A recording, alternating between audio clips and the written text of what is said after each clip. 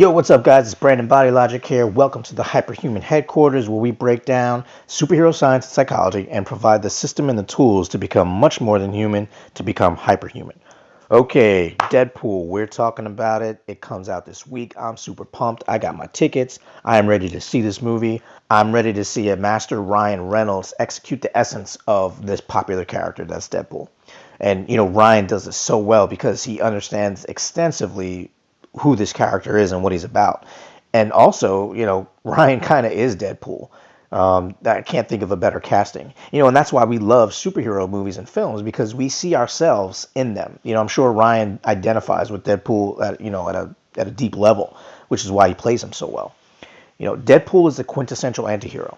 Now, in the past 20 years or so on film, we've seen antiheroes kind of come and go. I would say the first iteration of a classic antihero, or the most recent one, would be like Darth Vader, from the original Star Wars trilogies. And then they kind of went into obscurity. It was like heroes proper, like Superman and stuff like that.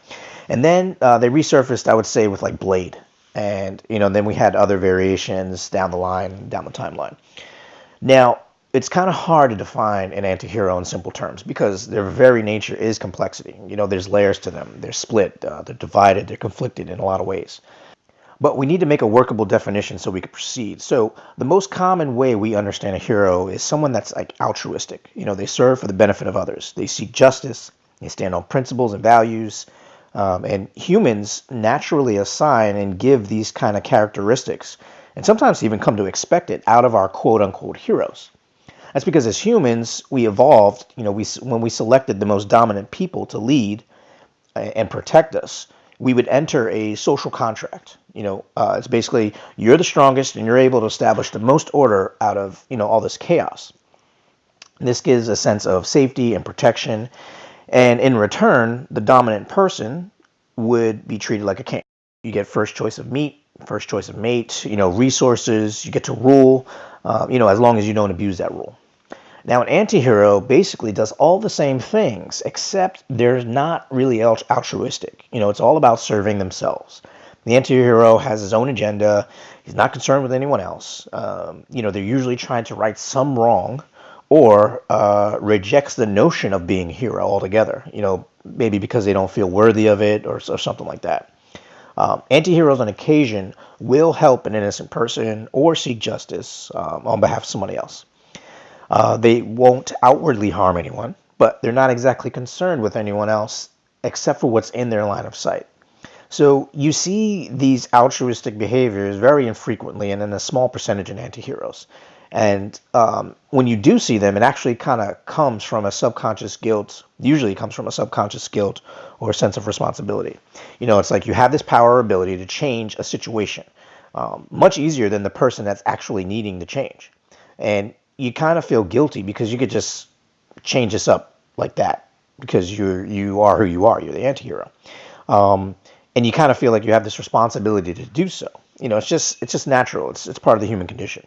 So we know Deadpool initially was out for revenge. Don't make me ask twice. Where is Francis? He wanted to get his girl back. He was self-driven. He got Negasonic and Colossus to help him. He's got my girl. You're gonna help me get her back. Wait, is that you? Yeah, it's me, Deadpool, and I got an offer that you can't refuse. And nothing was in it for them.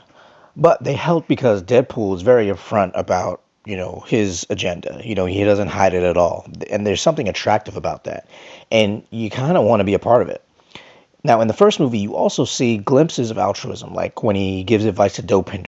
I'm starting to think there's a reason I'm in this cab today. Yes, sir, you called for it, remember? No, my slender brown friend. Love is a beautiful thing. Or he helps the girl in the very beginning. And he's kind of conflicted about these things and how he should proceed. In fact, Colossus serves as his superconscious, the voice of reason, the voice of the superhero proper. And, the interactions he has with him is like a reflection of the conversation he's having in his own head. 4 or 5 moments. I'm sorry? 4 or 5 moments, that's all it takes. To Be a hero. Now, this is essentially a conversation with the shadow self, and this is what draws people to a character like Deadpool. We like anti-heroes because they express their shadow selves, their dark side, their malevolence, their capacity for evil. Most people are afraid of their shadow self. That's where the phrase comes from. You're afraid of your own shadow. People don't like it, or they believe socially that you must suppress it. You have to be a good person, and your shadow is bad. But the thing is, everyone has a shadow. You cannot separate yourself from your shadow self. You can't divorce it from your being. You can suppress it or live above it. But this can be really, really difficult for a lot of people. And, many people have an extremely hard time handling their own shadow. Some people spend a lifetime battling their inner demons. And here you see a guy like Deadpool. He not only expresses his shadow self, he does it without any apologies. And what's super fascinating about that is that he's figured out a way to integrate it into his life, which is extremely hard to do. And you also empathize at the same time because you see that struggle, and that integration he's trying to attempt is even hard for him. Bad Deadpool. 7. Good Deadpool. 3, 2, stupid!